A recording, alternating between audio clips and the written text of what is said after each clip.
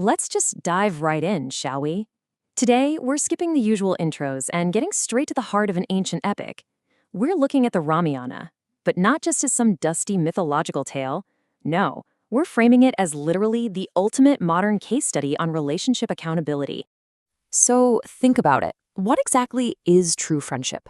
I mean, is it just about hanging out, hitting up parties, and sharing the good times? Or is it about standing by each other when things get really, really dark? Throughout this explainer, we're going to decode the ancient wisdom hidden in the story to find a clear, actionable answer that actually applies to our modern lives right now. Section 1, the meaning of true friendship. Let's go ahead and set the scene here. Okay, so Rama has just suffered this absolutely devastating loss, the kidnapping of his wife Sita. He's traveling through the wilderness and he meets Sugriva. Now, Sugriva is a king, but he's living in constant, terrifying fear of his own brother. It's a really intense situation. Right there, in the presence of Hanuman, Rama and Sugriva make a sacred pact, using fire as their ultimate witness. This specific bond, which is called Sugriva's Sakyam, has literally become synonymous over the centuries with an unbreakable promise made between equals. It's a real game changer. Section 2, Bond in Equal Hardships. You see, this friendship wasn't just some casual run-in or a strategic political alliance. It was built on a deeply emotional foundation of shared trauma and mutual need. Rama is in agony because the demon king Ravana abducted his wife, Sita. And on the exact same wavelength, Sugriva is suffering because his own brother Vali forcefully took his wife and kicked him out of his own kingdom. I mean, they were both experiencing these identical, just devastating losses. It's almost like looking in a mirror of pain. Deeply moved by this, Rama promises to take down the incredibly powerful Vali and give Sugriva his life back. And you know what? Rama absolutely delivers. He eliminates Vali and restores Sugriva as the rightful king of Kishkinda. Section 3, Success and Forgotten Promises. But here's where it gets interesting, right? What happens when you finally achieve success? Do you just forget the people who helped you get there in the first place? Well, the kingdom is won. The monsoon season ends, which, by the way, was the exact time Sugriva had promised to send his army to search for Sita.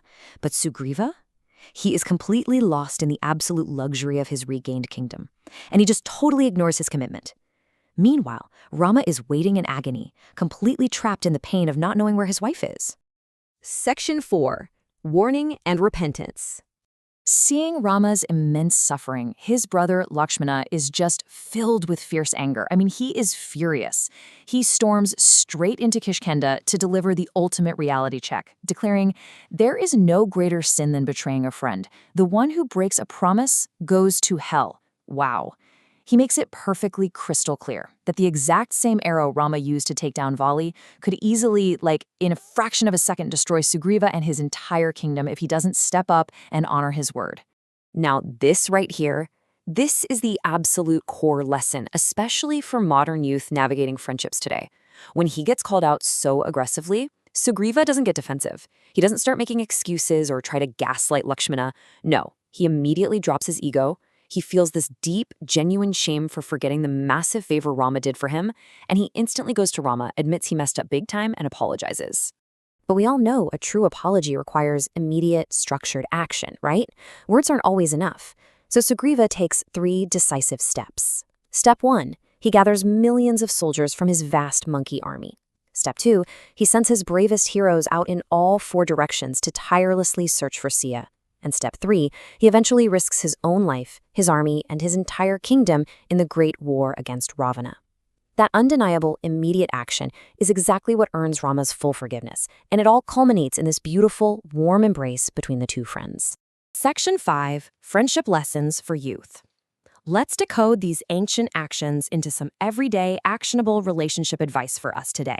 So, what does this all mean for friendship from a modern perspective, especially for younger generations trying to navigate these super complex relationships? Well, we can pull 3 main pillars of true friendship from this epic. First up is gratitude. Never, ever forget the people who stood by you during your hardest times once you finally find your own success. A life without gratitude is, well, it's pretty meaningless. Second is realizing mistakes. Look, we're all human, right? We all mess up. But when a real friend calls out your mistake, you gotta have the strength to drop your ego and fix it. And third is true friendship itself. It's about being right there in the trenches with them during the tough times and keeping your promises no matter what it costs you. I want to wrap up this explainer with a final, kind of provocative thought for you to chew on. Are you keeping the promises you made? Take a moment today to really deeply reflect on your own loyalty and accountability within your friendships.